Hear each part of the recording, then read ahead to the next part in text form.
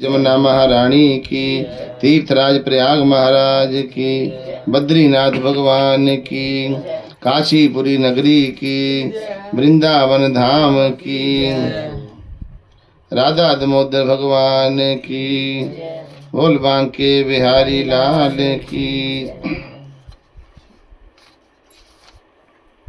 15वां अध्याय। राजा पृथु कहने लगे, हे नारद जी, भक्त वत्सल भगवान की पूजा का इतिहास सुनाइए। तब नारद जी बोले, हे राजन, एक पुरातन इतिहास कहता हूँ, सुनो। पहले चोर नाम का एक राजा कांतिपुर में राज्य करता था। उसके राज्य में कोई भी दुखी पीड़ित तथा दरिद्री नहीं था। सारी प्रजा अत्यंत सुखी थी। उस राजा के नाम पर उस देश का नाम भी चोर देश पड़ गया। एक समय वह राजा बड़े बड़े मणि मुक्ताओं के साथ भगवान की पूजा करके वही मंदिर में बैठ गया।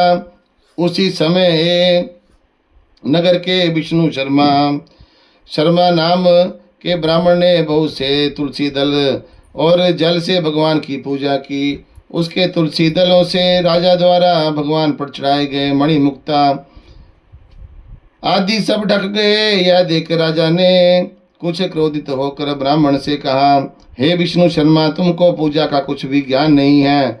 तुमने मणिमुक्ताओं से की गई मेरी पूजा की शोभा को तुलसी दल से ढक दिया है और वह समाप्त कर दिया है।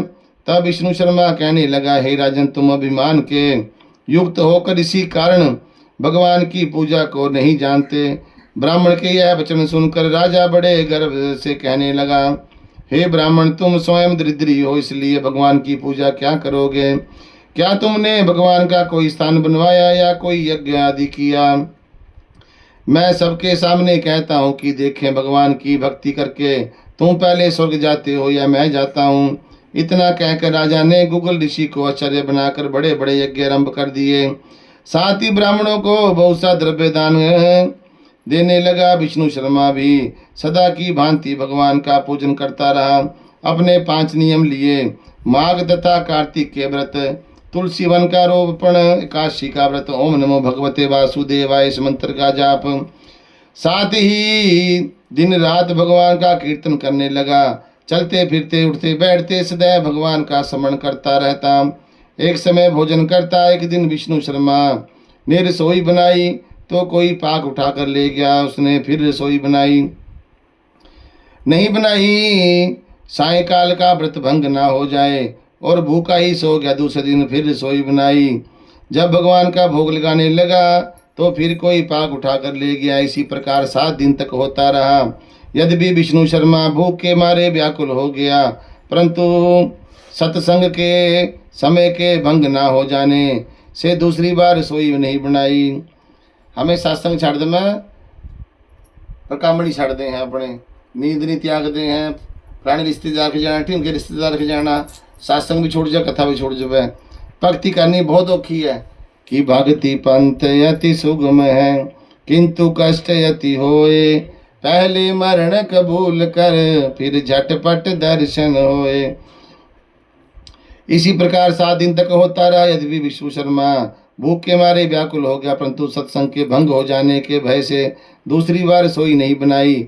यही सोचता रहा कि ना जाने हमारा पाक कौन उठा के ले जाता है। भक्तों के इस आश्रय को छोड़कर जाना भी उसने ठीक नहीं समझा। फिर सोचा, अच्छा आज मैं पूरी तरह ध्यान रखूंगा, देखूंगा पाक कौन उठा के ले जाता है। ऐसा विचार कर वह स्थान पर छुप गया और बैठ गया। थोड़ी देर बाद वह क्या देखता है कि एक अति दुर्लभ चंडाल, जिसका सिर केवल हड्डियों अस्थियों का पिंजर बना हुआ था, छिप कर आता है और वहां से पाक उठाकर चलने लगता है। उसको देखकर विष्णु शर्मा के मन में यदि दया उत्पन्न हुई और वह कहने लगा, हे भैया, भूखे भोजन मत ले जाओ, मेरे पास थोड़ा सा घी भी है, वो भी लेते जाओ। ब्राह्मण के यह वचन सुनकर डरा हुआ वह चंडाल भागता हुआ ठोकर खा के वहीं गिर पड़ा। तभी विष्णु शर्मा भी उसके समीप पहुंच गया और एक वस्त्र लेकर उस पर हवा करने लगा। थोड़ी देर बाद क्या देखता है कि उस चंडाल की जगह शंख चक्र गदा पद्म बरमाला पहने हुए भगवान विष्णु वहां लेटे हुए हैं। उसी समय ब्राह्मण ने भगवान के चरणों में गिरकर नमस्कार किया तब इंद्र आदि देवता भी वहां पर आए। ऋषि लोग वेद मंत्रों से उनका पूजन करने लगे। तब भगवान ने स्नेह पूर्वक उस ब्राह्मण का लिंगन किया और उसको स्वरूपे मुक्ति प्रदान की। तत्पश्चात अपने घर अपने साथ विमान में बिठाकर वैकुंठ को ले गए। यह देखकर चोल राजा अत्यंत दुखी हुआ और उसने आचार्य गुग्गल ऋषि को बुलाकर कहा कि यह सब क्या हो रहा है, जिसके द्वेष के कारण हमने यह सब यज्ञ किए थे, वैकुंठ को जा रहा है। क्या हमारे सब यज्ञ आदि निष्फल हो गए हैं? इससे यह सिद्ध होता है कि भगवान यद्यपि यज्ञ आदि से नहीं केवल भक्ति से ही प्रसन्न होते हैं। राजा जीवन ब्रह्मचारी रहा, इस कारण उसके कोई संतान नहीं थी। अतः अपना सब कुछ राजपाट धन आदि अपने भांजे को सौंप कर भगवान मुझको स्थिर भक्ति दे, ऐसा कहकर अग्निकुंड में कूद गया। यह देखकर गुग्गल ऋषि ने क्रोध में आकर अपनी शिखा उखाड़ ली। तब से अभी तक चौल देश के भांजा मामा का अधिकारी होता है और आज भी गुग्गल गोत्र के ब्राह्मण सिर पर शिखा नहीं रखते हैं।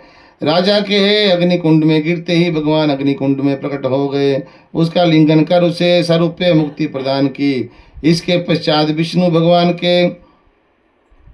भगवान ने विष्णु शर्मा को पुण्यशील और चौल राजा को सुशील नामक अपना द्वारपाल बना लिया। बोल बांके बिहारी लाल की।